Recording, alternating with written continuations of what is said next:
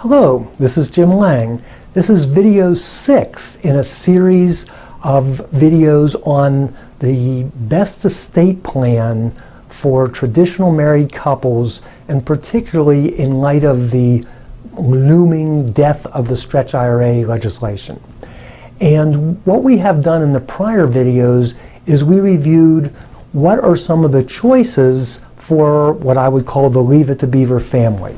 The Leave It to Beaver family, that's original husband, original wife, and let's say they have 2 kids and they're their kids together. And then let's assume that each of the kids have 2 kids. All right? So here it is. Leave It to Beaver. Husband, wife, child number 1, child number 2, 2 grandchildren from this child, 2 grandchildren from that. So let's say that we are doing husband's will and beneficiary designation of IRA, retirement plan, etc.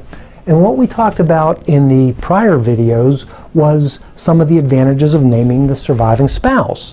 One of the great things is they could roll it into their IRA, no taxes. If they're less than 70, they don't have a minimum required distribution until they're 70. There's no inheritance taxes, there's no federal inheritance taxes. This is a good choice for a lot of people. But for some people, an even better choice might be the kids equally. Why is that? Because the children who might be, say, 30 years younger or even more, they will likely have, at least under the existing law, or if they fall within the exception of the proposed law, they will have what is called an inherited IRA. And since they are younger and their life expectancy is much greater, meaning that the minimum required distribution is much lower, which we explained in video 2, what will happen is they will get greater tax deferral if they are the beneficiaries than the surviving spouse. Then we even talked about having the potential for grandkids, and of course I talked about trust for the benefit of grandkids as beneficiaries, because they would be even younger, meaning a bigger life expectancy, meaning a bigger divisor, meaning lower minimum required distributions of the inherited IRA with existing law or within one of the exceptions. So let's assume that you understand the tax benefits of leaving money to grandkids above kids, kids above spouse, but at the same time, the natural preference of who you want to leave the money to is spouse, kids, grandkids. So yes, you could try to have the wisdom of King Solomon and say, well, I think I'm going to leave this much to the spouse, this much to the kids, and this much to the grandkids. And maybe that's a good plan, but maybe the plan wouldn't work out. So let's say, for example, you figure, okay, just to use a bigger number, let's say that you have a $2 million IRA, and you think, well, based on how much money the spouse has, spends, and is likely to spend, all they'll really need is about $500,000. So why don't we make the beneficiary for the spouse of $1.5 million, and then we'll take $500,000 and split it between these kids, and the family gets a really good result. Well, that might work out really well, but what happens if we have another 2008?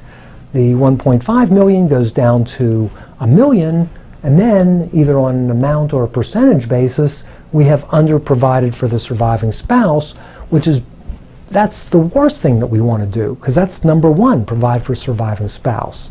On the other hand, if we leave everything to the surviving spouse and the surviving spouse takes it, we get A, likely higher income tax rates for the family, and B, the other thing that we lose, we're going to talk more about this in the next video, but we're going to lose that $450,000 exclusion, because if you remember from even a prior series, each IRA owner under the proposed law gets a $450,000 exclusion from the death of the stretch IRA.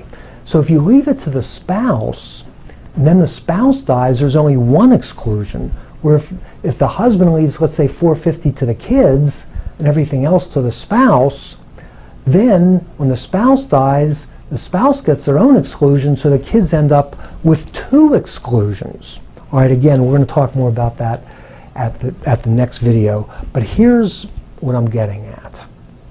We don't know who we should leave the money to, again, choice being spouse, kids, or trust for the grandkids, because we just don't know enough about what's going to happen. So here is the essence of Lange's Cascading Beneficiary Plan. And I'm not even going to make you wait for the next video. I'm going to tell you right now. The essence is, don't decide now who gets what.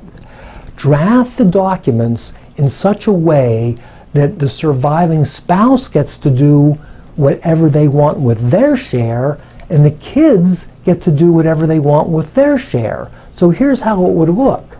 Number one, surviving spouse. And let's assume for discussion's sake that the market is down. The surviving spouse says, hey, I'd love to help the kids out, but I need all the money. End of story. Surviving spouse just keeps everything, and we get a good result. Example number two.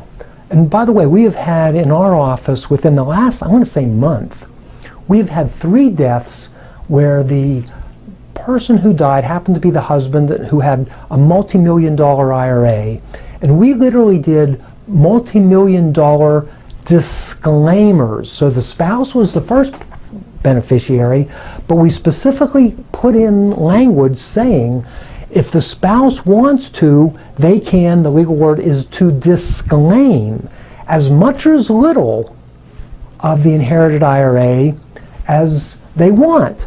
So in this case, what we did is we more than provided for the surviving spouse, but since there was so much more available, we had the surviving spouse disclaim to the kids equally.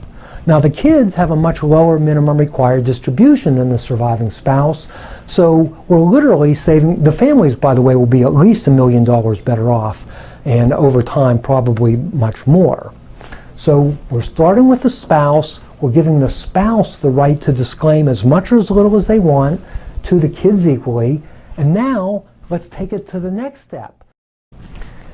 And then the grandchildren, or more accurately, the well-drafted trust for the benefit of the grandchildren, has a much lower minimum required distribution of the inherited IRA, so it works very well from a tax standpoint. On the other hand, if I am one of these kids, I would like the option to disclaim into these trusts for the grandkids and make that decision not now, but within 9 months of death. The same thing for the spouse. I want the spouse to have the ability to disclaim and make that decision, again, not now, but within 9 months of the first death. That way the spouse can keep as much or as little as they want, and then whatever they don't want or don't need, they disclaim to the kids. Then each kid gets to decide what to do with their share. So let's say that this kid is having financial difficulties. And he says, hey, I'd love to help out my kids, but I need the money myself. So this kid chooses to keep all of their money of the inherited IRA. This child, on the other hand, says, hey, I'm doing pretty well, and in fact, I actually don't need that additional money.